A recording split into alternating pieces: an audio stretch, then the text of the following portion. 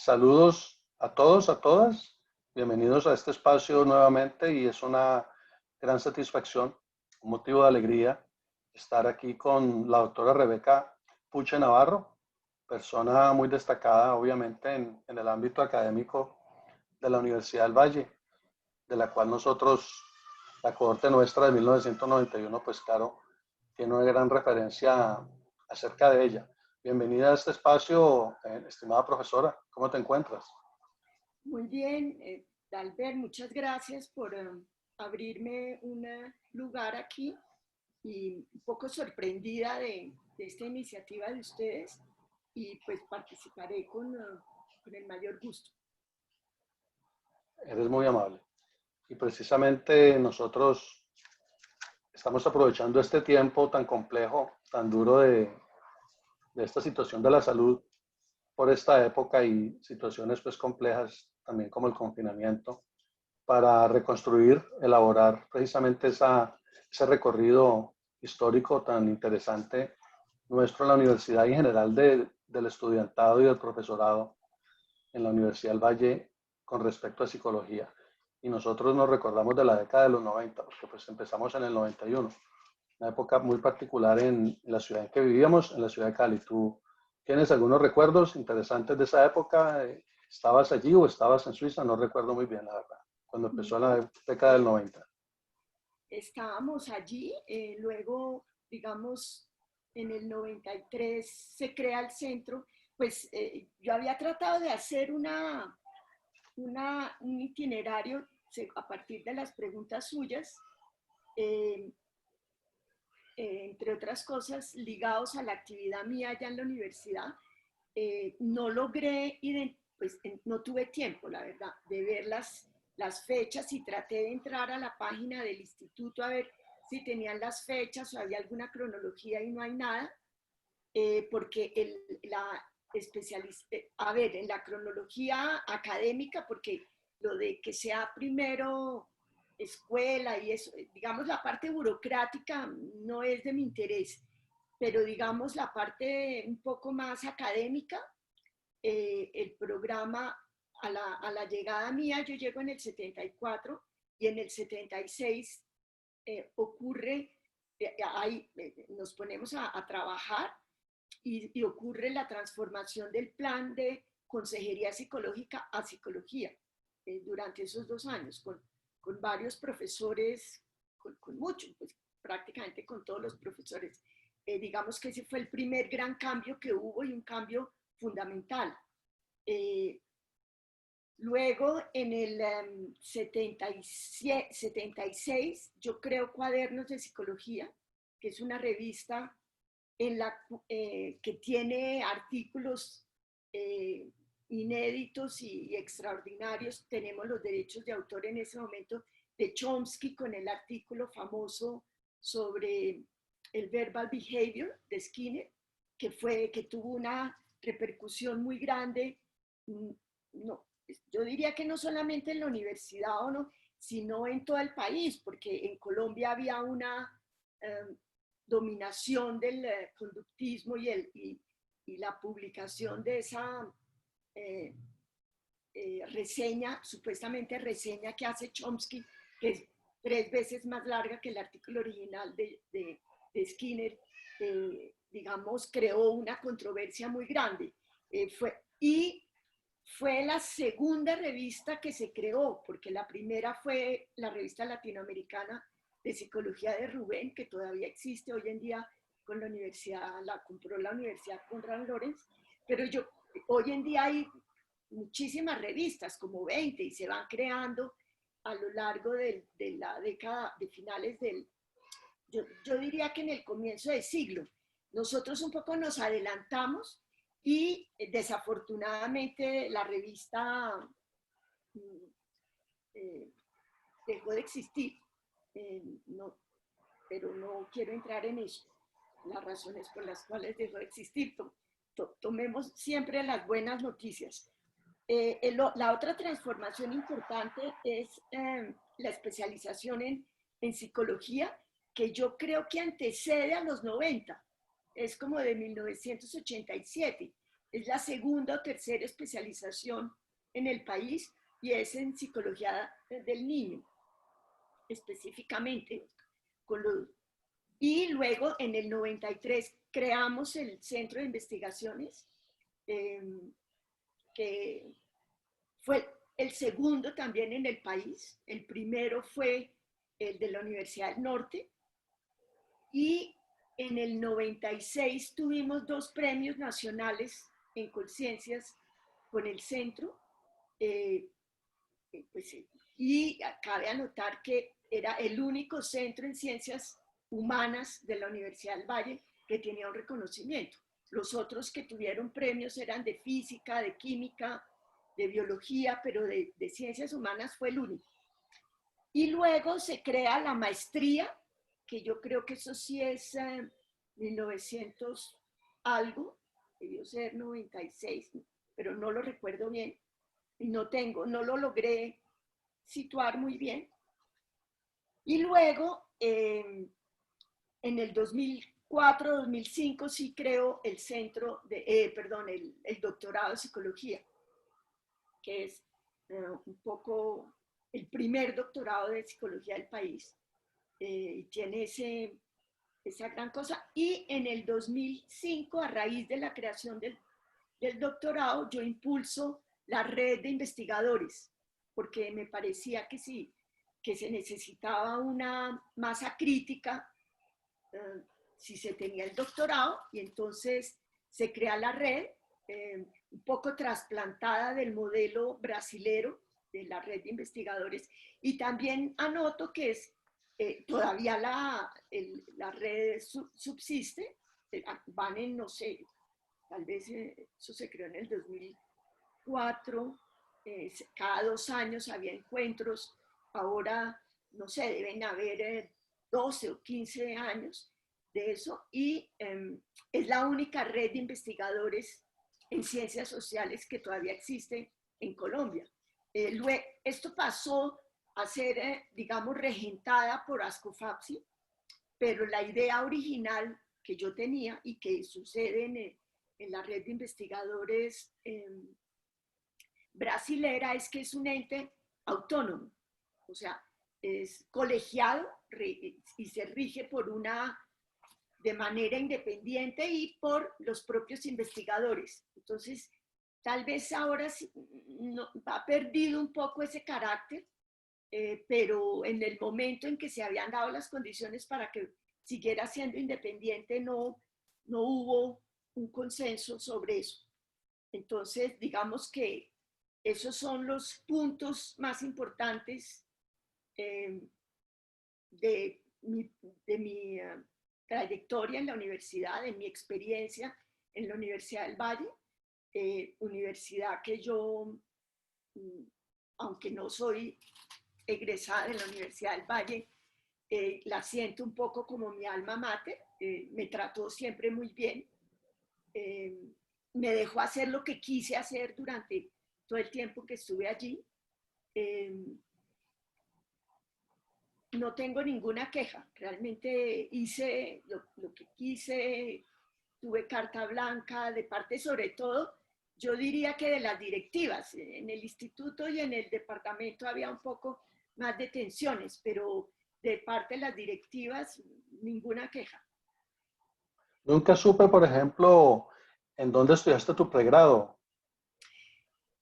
Bueno, mi pregrado fue un poco accidentado. Yo hice un primer año en la Universidad Nacional por varias razones, entre esas un poco razones políticas, que mi familia no estaba muy de acuerdo, me mandaron a Europa. Luego regresé nuevamente a los 2 años y concluí en la Universidad Nacional, pero mi paso por la universidad, o sea, llegué, hice 2 años más y luego me fui a Suiza y hice un primer título de posgrado en Suiza y volví a hacer, o sea, en Suiza uno no podía seguir adelante si no tenía el título de pregrado en Suiza. Entonces revalidé el título de pregrado en Suiza, hice una especialización en genética experimental y al regreso de eso, que fue en el 73, en el 74 ingresé, me invitaron a la Universidad del Valle. Estaba Janet Samper de directora de departamento. Entonces, Qué excelente. Y luego en el 81 tuvimos una comisión con mi esposo, que también era profesor allá. Yo hice un DBA en París, en la Escuela de Altos Estudios. Y luego en el 97, y entonces la idea era hacer el doctorado allí en París con Greco, pero Greco al cabo del tiempo muere. Entonces yo volví a mi casa de origen, que era la Universidad de Ginebra, y hice el doctorado en la Universidad de Ginebra. Y en la Universidad de Ginebra, ahora que está de moda que uno es el primero de no sé qué, es la primera colombiana que tiene un doctorado en psicología en la Universidad de Ginebra.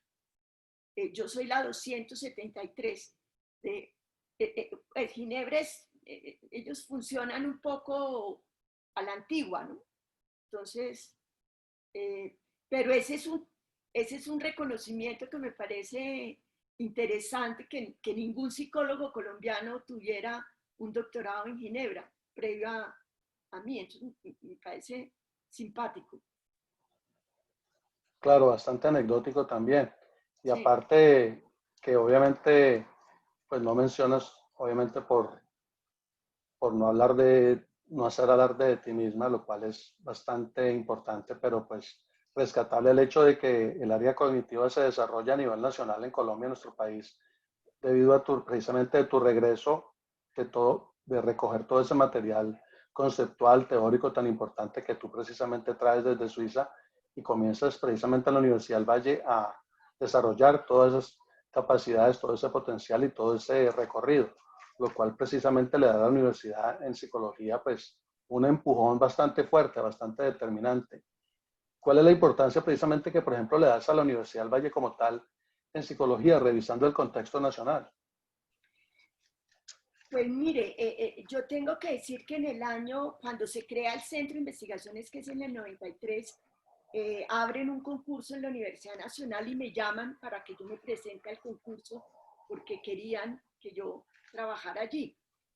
A mí me parece interesante porque pues yo tuve un título de pregrado allí y la Universidad Nacional me marcó mucho.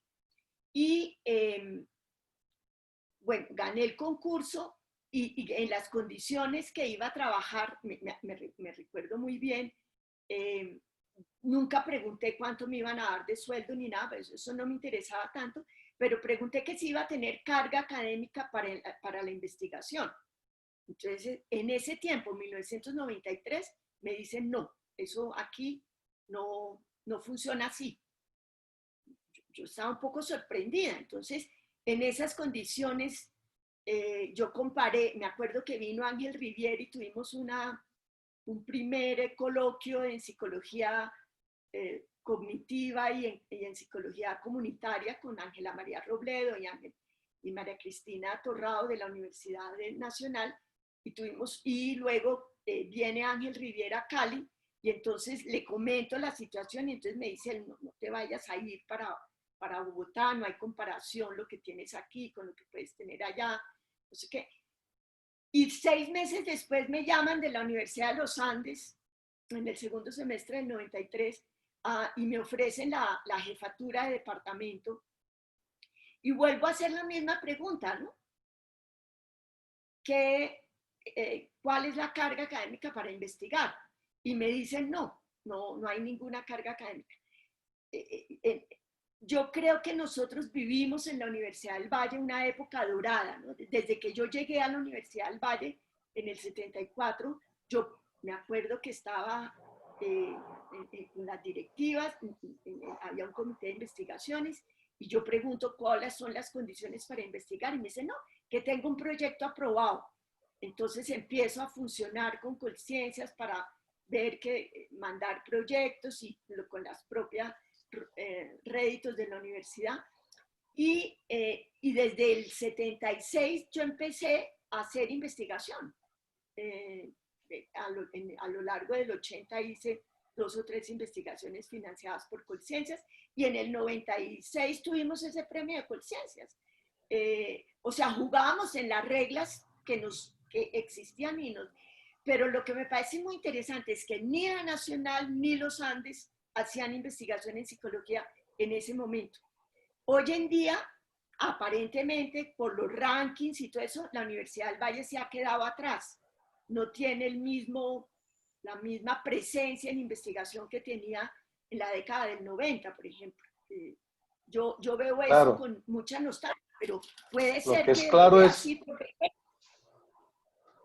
lo que es claro, y discúlpame, es que es muy notorio que precisamente debido a todo ese desarrollo fuerte en investigación de los 80s y de los 90 de la Universidad del Valle se proyecta a nivel nacional y gana ese pulso en tener precisamente, interpreto yo, la primera maestría y el primer doctorado. Pero lo que tú planteas es que recientemente eso se ha quedado un poco en el aire y ha perdido fuerza, Pues interesantemente. no lo sé, porque yo trato de ver el vaso lleno y digo, bueno, pero ¿qué es lo que pasa? ¿No? Porque de todas maneras sería muy doloroso que eso se perdiera, yo no creo, o sea, yo no sé si es que ahora, pero ahora lo que suena son los Andes y la Nacional como investigación en el país y incluso por rankings de universidades, ¿no? La universidad no aparece en los primeros rankings, la Universidad del Valle en un momento estaba a la par con los Andes, por ejemplo, el número de doctores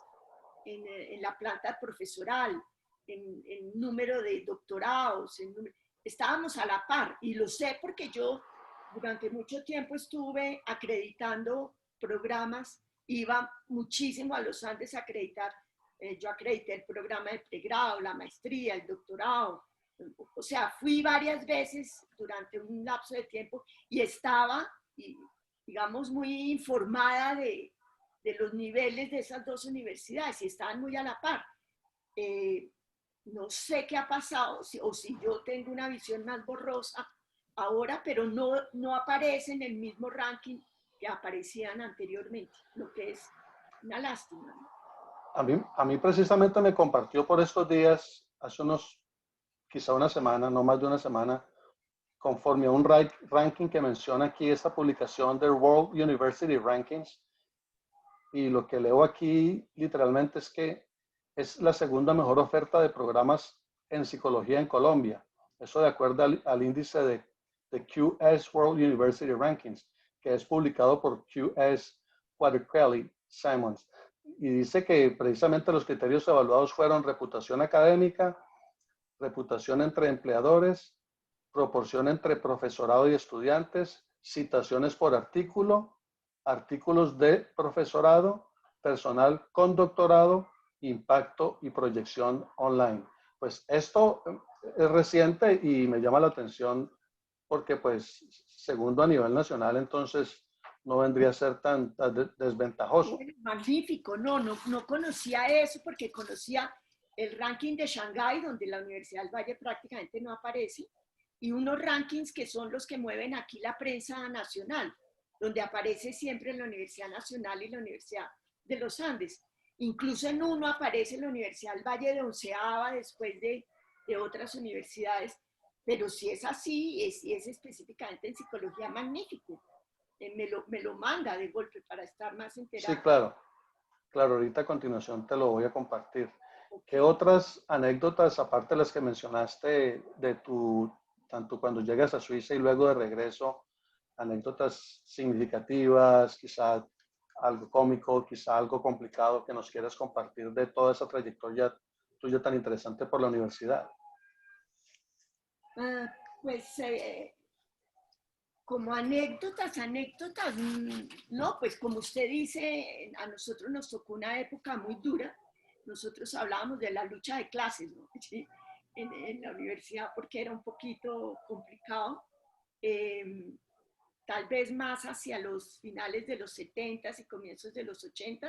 Luego en los 90 es un poco lo que usted dice, lo de los narcos, pero digamos, yo vivía a las afueras, un poco yendo hacia Pance, abajo de hoy en día, de donde es la Universidad Javeriana y cuando comenzamos a hacer el doctorado, los profesores, teníamos una franja de profesores invitados internacionales, no quisieron venir, porque, y a veces yo en último momento cancelé algunas invitaciones, porque eso eran bombas, eso era una situación social un poquito complicada. Fuera de eso, en la Universidad del Valle había una cierta permisividad en mi concepto hacia los estudiantes, entonces había muchísimos bloqueos, una situación de orden público complicada. Pero yo logré esa es una cosa que me llama la atención, en el centro, diciendo, bueno, ¿qué vamos a hacer con el doctorado si los profesores internacionales no pueden venir? Y una buena parte de la docencia eran los profesores internacionales, los invitados internacionales. Entonces, se me ocurrió trabajar a partir de las videoconferencias. Entonces, en el CRE empezamos a hacer unas porque el CRE siempre ha tenido una capacidad tecnológica muy fuerte. Yo no sé si usted se acuerda. De hecho, el Centro de Investigaciones durante un tiempo funcionó en las instalaciones del CRE. Entonces, yo estaba muy familiarizada con el CRE y empecé a luchar para tener unos equipos, y Colciencias nos dio esos equipos, de manera que en el centro, que funcionaba en el edificio, un edificio que queda enfrente a Humanidades, en el cuarto piso era todo el centro, tuvimos una estación de videoconferencias propia que manejábamos nosotros mismos. Entonces no teníamos que pedir los horarios en el CRE, competir con el resto de los profesores. Y digamos, a partir del 2005 hasta el 2010, funcionamos con videoconferencias con los mejores profesores en las clases allí. Pues sí, todos de ellos. Por ejemplo, Alison Gopnik, teníamos una conferencia con ella, pero muchísimos a partir de allí. Hoy en día estamos en el 2020, entonces la gente descubrió el Zoom y descubrió las clases virtuales, ¿no? Digo yo, pero qué cosa tan curiosa. Nosotros, claro, en base a la necesidad, las descubrimos en el 2005, en el 2006, y trabajamos así normalmente. De hecho, muchos de esos profesores hablaban directamente en inglés, porque Alison Gopnik, y no teníamos plata para pagar traductores. Entonces, los estudiantes tenían que entender porque tenían que entender. Molenar daba el curso en inglés, en videoconferencias. Quiero decirle que estamos adelantados con el tiempo y yo hoy me doy cuenta, entonces la gente hoy en día descubre la videoconferencia y dice, no, es que, digo yo, pero si eso existía y existía en la academia desde hace mucho tiempo y muy bien. De hecho, cuando me vine aquí a Bogotá a vivir nuevamente, porque yo me crié en Bogotá, entonces cuando murió mi esposo y cuando me jubilé, en un determinado momento resolví regresarme y creé entonces California. Me di cuenta que las universidades, porque tenía que trabajar con las universidades, haciendo videoconferencias para los lanzamientos y todo eso, ¿no? Ni la Javeriana, que fue muy generosa siempre, ni la Nacional tenían los equipos de la calidad que nosotros hemos tenido en la Universidad del Valle. O sea, realmente yo creo que la Universidad del Valle, pues, estaba bastante bien a nivel competitivo con las universidades colombianas, por lo menos hasta ese momento. Y ojalá siga así, pero... Sí, por supuesto. Era tierra fértil para el área de la psicología y por eso se proyectó sí, fuertemente ahí. Uno notaba, yo decía, aquí no había la misma calidad en los equipos de la que nosotros pudimos gozar en la Universidad del Valle. Posiblemente eso hoy, en 2020, ha cambiado un poquito, pero en ese momento, hace unos 7 años, estaban un poquito rezagados. Pues todo eso muestra la potencia que tenía la universidad y el equipo que tenía la universidad interesante y que permitía un trabajo muy agradable, muy, como digo, era muy buen patrón la universidad. Claro, y sumado al potencial humano que había allí, porque básicamente como lo menciona, por ejemplo, el profesor Hernán de los Ríos, la nómina solamente de la Universidad del Valle en psicología, tanto en los 70s y en los 80s, prácticamente resumía todo lo principal en cuanto a enfoques, en cuanto a líneas de trabajo y áreas profesionales de aplicación de lo mejor que había en Colombia. Entonces, claro, eso sumado a lo que tú mencionas recientemente en cuanto a tecnología y proyección, pues avanzada en cuanto a videoconferencia, le dio un pináculo importante al desarrollo de la Universidad del Valle en esa área específica de la psicología, lo cual básicamente, pues, es motivo de orgullo para nosotros, claro, y que no se pierda como esa esencia y esa potencia, como la mencionas tú, de ese trabajo en esa área. ¿Qué otros logros destacados has tenido tú, estimada Rebeca Puche, a nivel de trabajo profesional, a través de los años, tanto en la universidad como en Colombia? Porque obviamente te has trasladado a la capital y ahí estás desarrollando preso. Acabas de mencionar a California DIT. ¿Qué otros logros sumados a todo lo que ya has citado son relevantes para este recuento? Pues mire, es curioso porque pues, yo no creo que haya muchas coincidencias. Quiero decir, las coincidencias tienen todas una lógica interna, pero he estado asistiendo a algunas entrevistas que me han hecho en estas últimas 2 semanas y hace unos 3 años tuve un premio.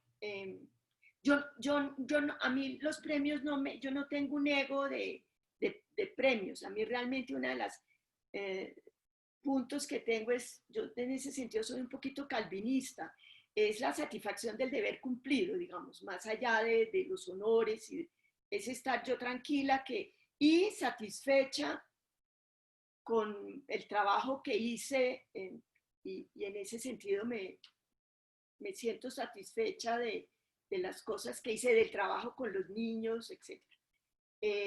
Por ejemplo, me preguntaban, yo más o menos en Colombia inauguré los estudios del humor en la infancia y sobre todo desde un punto de vista cognitivo. Esos estudios demostraban una enorme capacidad y enormes y sofisticadas operaciones intelectuales en el niño y en la niña pequeña a partir del año, que no eran muy visibles antes. Incluso con los trabajos de teoría de la mente parecen visibles a partir de los 4 años y nosotros a partir del humor los podíamos hacer funcionar mucho antes de los 3 años. Ese fue un trabajo pionero, que me parece que es un trabajo bonito.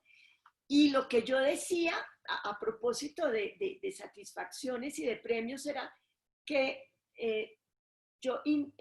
digamos, hacíamos conversatorios con el niño y al final del conversatorio le preguntaba al niño, ¿te gustó que conversáramos, que jugáramos?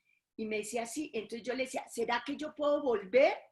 Y si el niño me decía que sí, eso quería decir que la situación había funcionado muy bien. Si el niño decía no, que muy pocas veces tuve un no, quería decir pues que la situación que había sido forzada, eso es una satisfacción.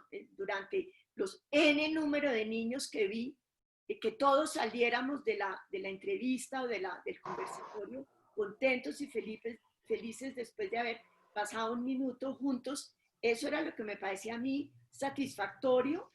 Pues después uno hacía los análisis, trabajaba con los estudiantes que hacían los que ayudaban en los protocolos, etcétera, y luego los artículos, que en esa lucha terrible para que le publiquen a uno, etcétera.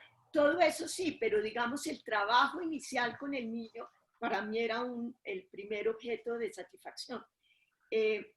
Yo creo que yo siempre fui muy exigente, tenía la impresión de que los estudiantes me tenían un poco de miedo o no les gustaba mucho, tenía el privilegio que yo daba cursos electivos, ¿no? Entonces solamente iban a mis clases los que sabían a lo que se enfrentaban, porque yo, sí, yo era un poquito cuchilla, como dicen ustedes, pero no porque, no por, o sea, y era cuchilla porque, como le decía yo a mi hijo que se queja, yo le exigía lo mejor de cada uno.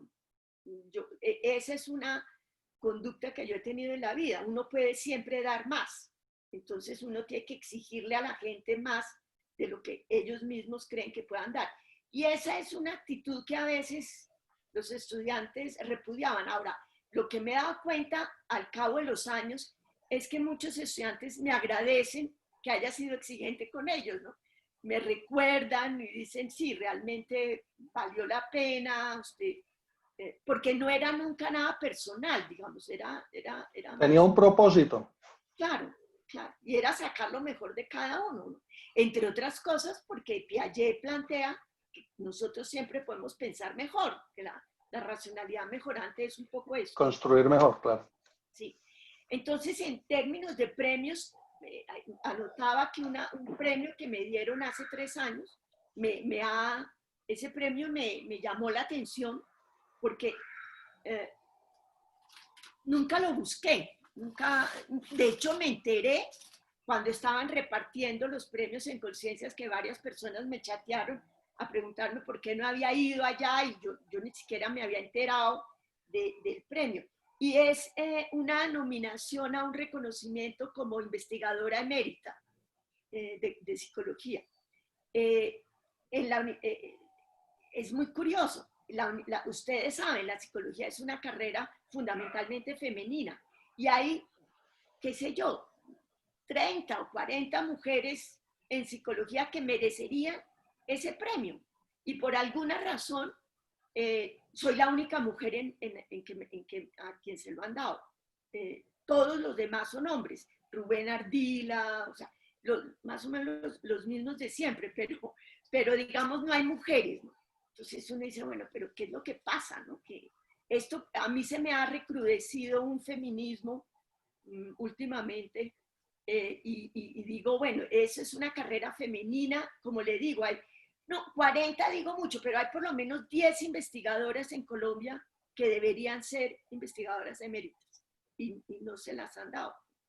Entonces, se la han dado a muchos hombres. Eso es, no a muchos, yo creo que por todos somos unos 10 en este momento en el país, o 7. Interesante. En ese momento éramos 5.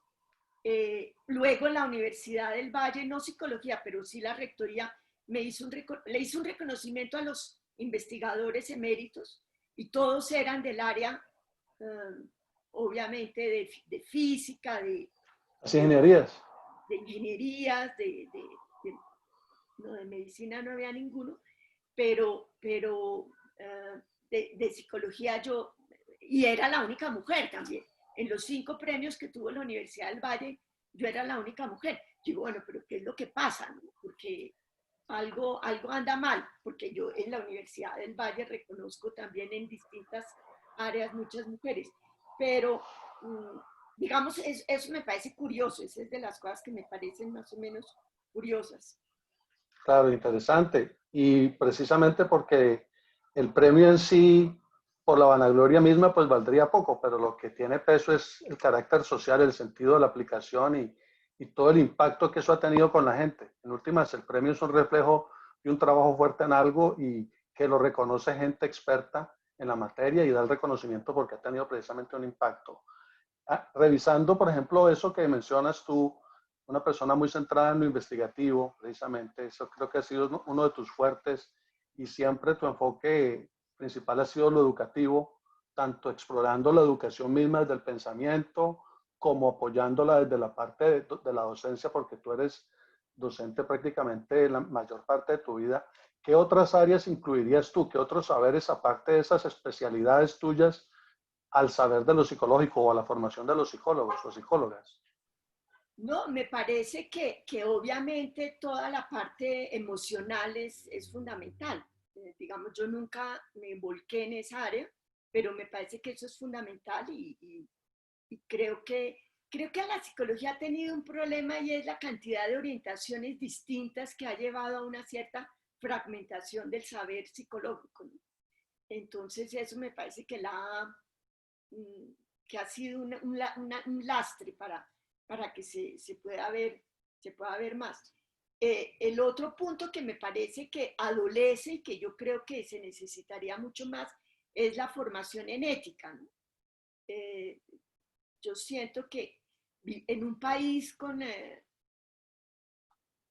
nivel, aquí hay un nivel delincuencial que me parece complicado y creo que los psicólogos, ahora hay en el colegio, junto con ASCOFAPS, el Colegio Colombiano de Psicólogos está promoviendo diplomados, conferencias, tienen un staff permanente en ética y eso me parece que es fundamental. De hecho, en el colegio, con el tribunal, con los tribunales donde tienen que tomar casos por mala praxis o por lo que sea, me parece que lo de ética ha tenido un cierto desarrollo. Yo no sé si en la Universidad del Valle hay cursos de ética en la formación. Yo sé más que nadie que la ética no se enseña, pero de todas maneras la ausencia de un saber, no sé, de una familiaridad o de una de estar al tanto de problemas éticos, de dilemas, de este ejercicio, de mostrar el ejercicio de la ética de manera más plausible, me parece que eso hace falta, mucho.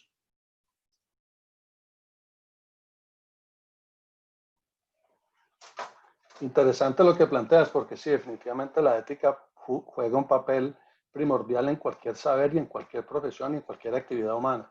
De lo Sí. contrario, pues sí, el ser humano se puede perder en sí mismo en No, tantas búsquedas de tantas cosas, pero sin fundamento humano, y el, centrado en la responsabilidad y el precisamente. psicólogo tiene a su cargo, Precisamente, perdón, sí, y el continúa. psicólogo tiene a su cargo la salud mental, ¿no? Entonces me Claro, parece, y por ejemplo en el trabajo con los niños, ¿no?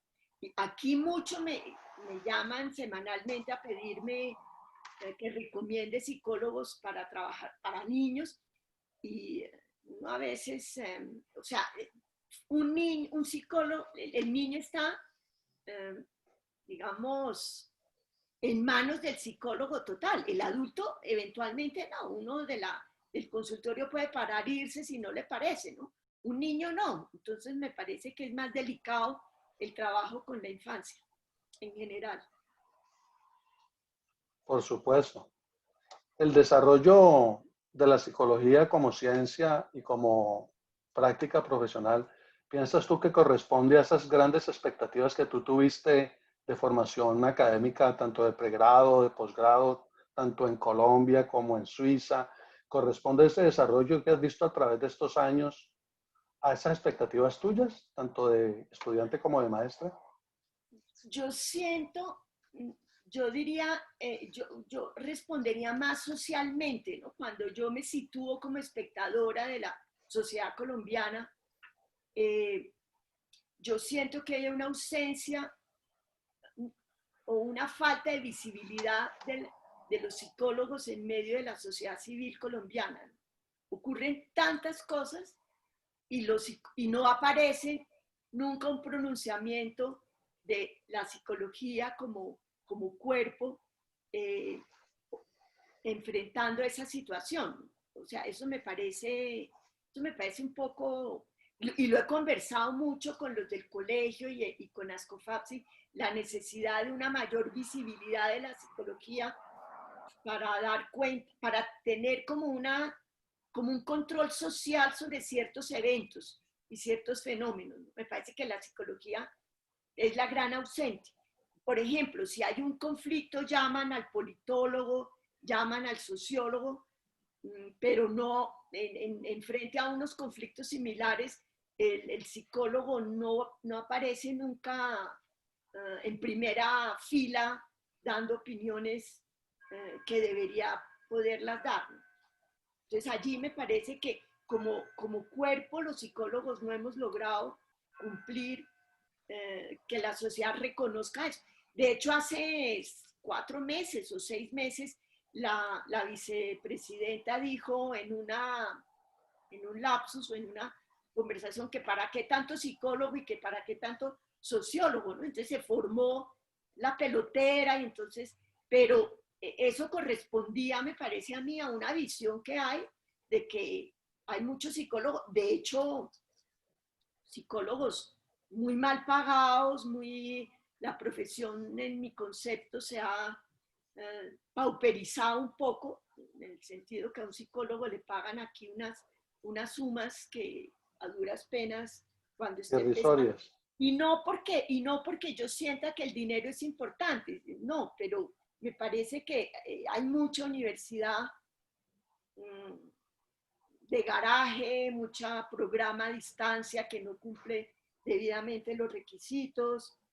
A mí me han dado mucho duro porque me he opuesto a muchos programas a distancia porque me parece que la salud, sobre todo de los niños, la salud mental de los niños, no puede estar en manos de psicólogos que nunca han visto un niño en su ejercicio de formación. Y programas que sacan 5.000 psicólogos, o sea, ¿dónde va a haber trabajo para esos 5.000 psicólogos? Y cómo se pueden formar también en un lapso de tiempo donde uno sabe que los centros para hacer las prácticas, el número de profesores que han tenido, etcétera. Allí me parece que nos ha faltado como, y lo he conversado, nos ha faltado mayor rigor y mayores exigencias para el ejercicio profesional. No sé si soy un poco chapada a la antigua, pero siento que ahí hemos perdido terreno. Y en ese orden de ideas, ¿qué sería entonces precisamente para ti lo esencial, si se pudiera hablar de algo esencial, que es muy complejo por lo vasto de la psicología, lo amplia? ¿Qué sería lo esencial si se pudiera hablar de lo esencial en la psicología o en la formación de los psicólogos? Pues más que lo esencial, yo diría que el psicólogo, las materias que tenga que ver, no sé, todas son esenciales, las cognitivas, las básicas, las de psicología que dan con el sector clínico y emocional. Eso lo tiene que hacer bien, digamos. Yo creo que más que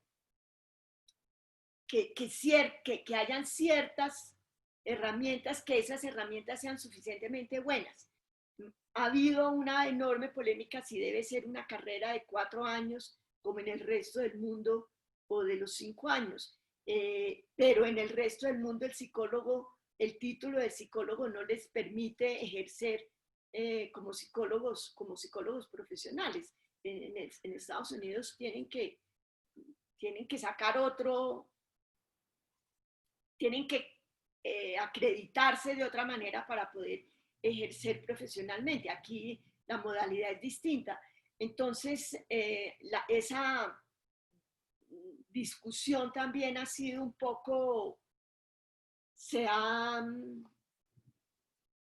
no sé, se ha traspasado, se ha vuelto un poco borrosa, porque yo creo que lo importante es tener unas herramientas, tener muy bien, aunque sean pocas herramientas, pero tenerlas muy bien, de manera que de ahí en adelante se puede ir construyendo otro tipo de herramientas con las mismas características. ¿Y qué otras áreas de los saberes de las especialidades humanas te han aportado a ti personalmente, como persona, como profesional? Pues indudablemente el aspecto metodológico, ¿no? O sea, me parece que tanto yo a partir del doctorado empecé a incursionar sobre los sistemas dinámicos, no lineales, pues, donde se trabaja mucho que el desarrollo es un sistema complejo, bueno, toda una conceptualización muy fuerte allí, pero también una conceptualización metodológica y matemática.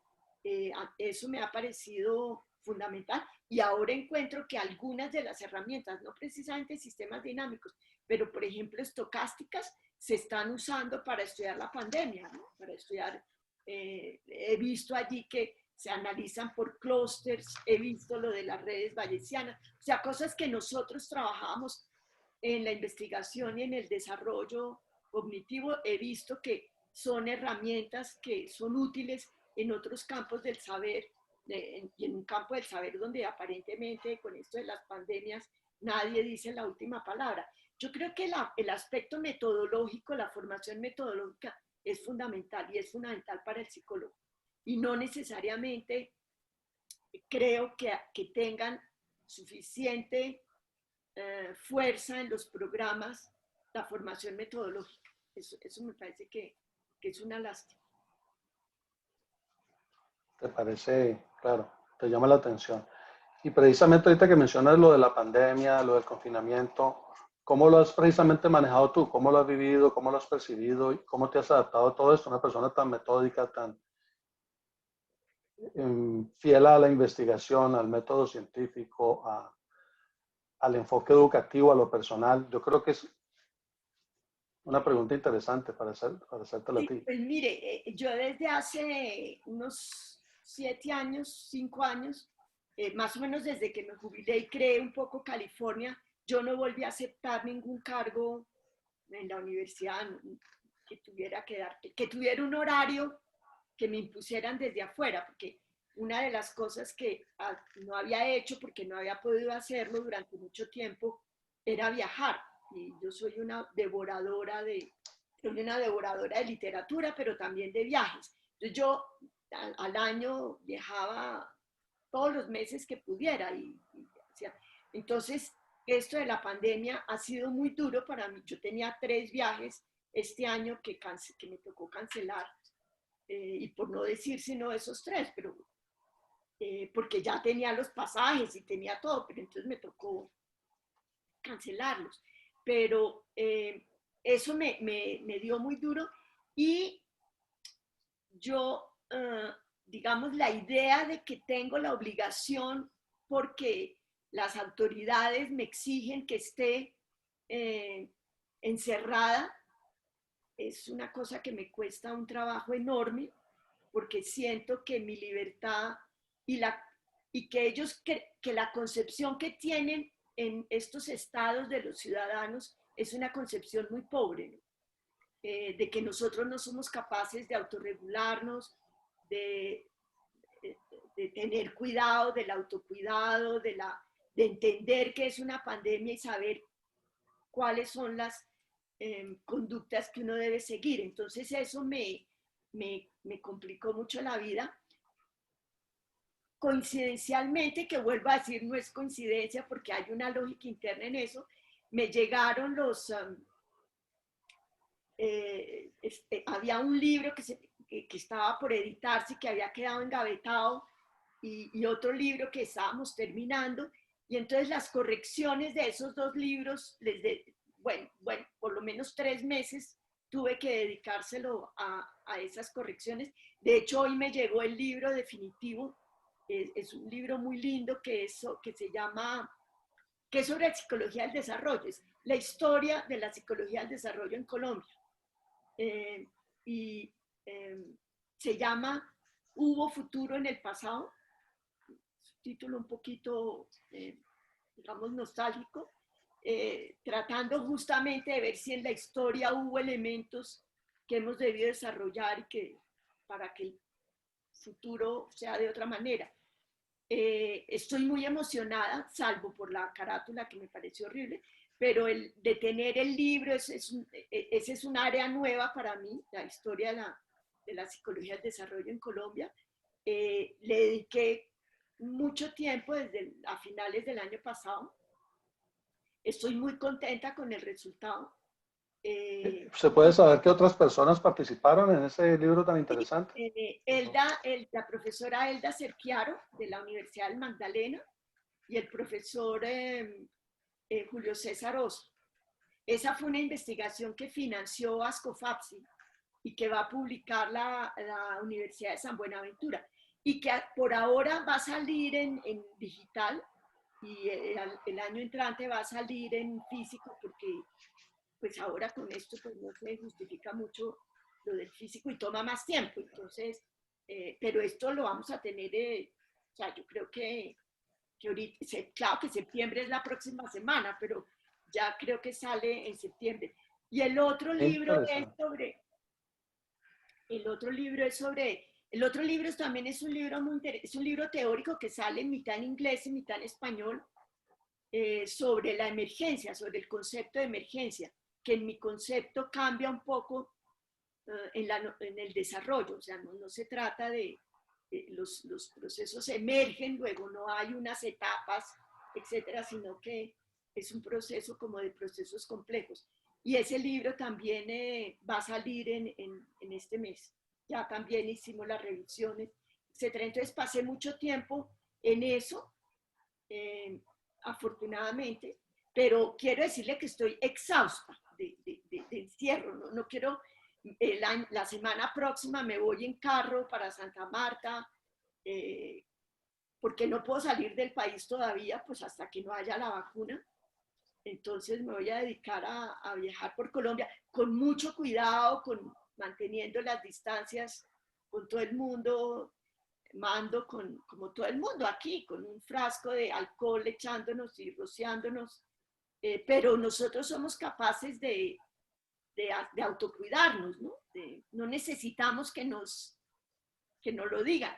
Eh, entonces, por supuesto, con toda clase de caretas y de tapabocas, pero estoy súper exhausta del encierro. Claro, me imagino, porque revisar, corregir, leer, Sí, escribir y sí, coordinar todas esas actividades es, asumo yo, es bastante complicado. Precisamente se me hace interesante también esa publicación de ese libro reciente sobre la historia de la psicología del desarrollo en Colombia y que tiene que ver con una publicación que es patrocinada por Ascofapsi, que recientemente, hace como 3, 4 semanas, también se recién publica otro libro interesante en el que participó otro de los profesores de la Universidad del Valle, el doctor Alonso Tejada. Obviamente, con relación a las competencias del psicólogo también a nivel nacional, una investigación también patrocinada, respaldada por Ascofapsi. Se me hace interesante que están coincidiendo muchas publicaciones recientes, sí, inclusive por una que va a salir prontamente sobre la historia de la psicología en la Universidad del Valle, que terminó de escribir el doctor Álvaro Enríquez y también está muy cerca de publicarse. Se me hace interesante esas publicaciones. ¿Cuáles de tantos aportes que has tenido, yo lo percibo que son bastantes, cuál sería el más significativo o lo que más destacarías del aporte tuyo a la psicología como tal, estimada Rebeca? eso me resulta un poco difícil, ¿no? Yo pues eso que le decía eh, no, me resulta difícil de establecer eso. Eh, yo creo que más que un solo trabajo es una serie de trabajos, ¿no? Por ejemplo, en la historia de la psicología del desarrollo, que la psicología del desarrollo no aparece en los estudios bibliométricos aparece, no es que no aparezca, está ausente. En los estudios bibliométricos no aparece la psicología del desarrollo. Y sin embargo, la psicología del desarrollo tiene 3 de los grandes grupos de investigación que han hecho investigación durante más de 3 décadas en Colombia. Hay muy pocos estudios, muy pocas áreas que tengan una continuidad semejante, y no es una persona, es un grupo. Por ejemplo, el grupo de Olga Alicia Carbonell en la Universidad Javeriana ha hecho investigación a lo largo de 3 décadas sobre el apego, eh, las relaciones de apego el niño, en los niños durante 3 décadas, con su grupo de investigación. El grupo de investigaciones del profesor José Amar en la Universidad del Norte, casi 4 décadas, que han trabajado sobre psicología del desarrollo con intervenciones en infancia. Y el grupo nuestro, digamos, esos son los 3 grandes grupos. Yo siento que en clínica o en no, no, uno tiene que comparar, tal vez, porque pues, no hay otra manera, que otras áreas tengan una presencia similar. Es muy poquito, hay muy poquitos. Yo mencionaría a Augusto Pérez en adicciones, que lleva 4 décadas trabajando sobre adicciones en Colombia, de manera seguida. Entonces, yo creo que lo que yo tendría que aportar es que durante 35 años hice investigación siempre sobre el mismo tema, ¿no? O sea, no me salí de la psicología del desarrollo y en edades, esa continuidad, esa perseverancia, digamos. Ahora que uno ve que si hay fondos en paz, entonces yo apunto a temas sobre paz. En los gringos eso es muy frecuente. Los temas dependen de los grants, ¿no? Si hay dinero en esto, entonces en eso se trabaja. No, nosotros fuimos bastante rigurosos en tener un área y en tener un foco y seguir funcionando en ese foco. Y Tener autonomía. esa perseverancia yo creo que es lo que da, ¿no?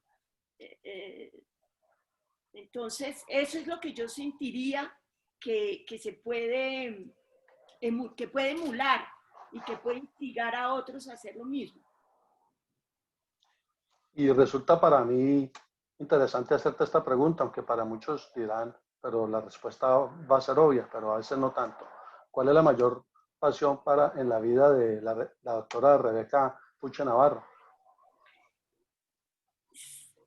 Para mí conocer, pero conocer todo y cualquier cosa. O sea, yo quiero conocer las catedrales, quiero conocer la mente del niño, quiero conocerla en la literatura. O sea, tengo que decir de golpe, cuando eso se me quite, tomaré medidas, pero esas ansias de saber y de descubrir y de escudriñar me parecen y me apasionan, eso me apasiona.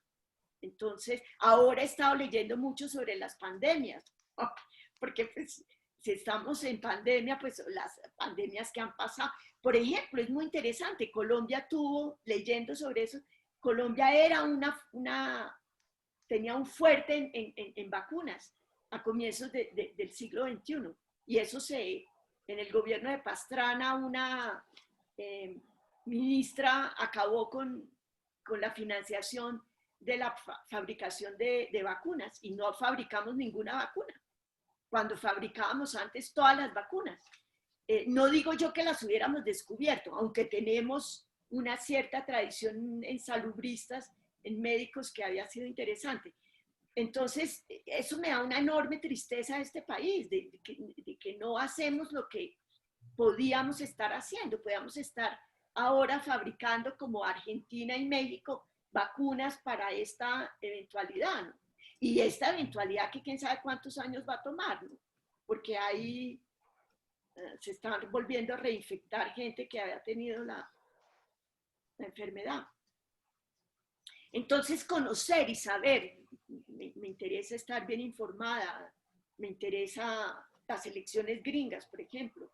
Todo me interesa y vivo relativamente pendiente, pero es un poco por saber, ¿no?, de cómo es que funcionan las cosas, la sociedad, la política, la economía. Interesante, todo el espectro del conocimiento en general. Sí, Eres claro, muy amable. estoy limitada Claro, a esto. Pues ha sido una conversa, como se dice, muy rica. No me imaginaba que iba a ser así de agradable y Albert, le agradezco muchísimo. Y me gustaría tener la copia de la... por supuesto. Sí, la vamos a compartir contigo una vez la tengamos ya en YouTube. Eres Listo. muy amable, muchas gracias de todo corazón y Pues, esperamos también poder seguir en contacto y seguir disfrutando toda tu enorme experiencia, tu sabiduría y tu madurez y tu amabilidad. Muchas bueno, gracias. claro que sí, nos estamos viendo. Chao.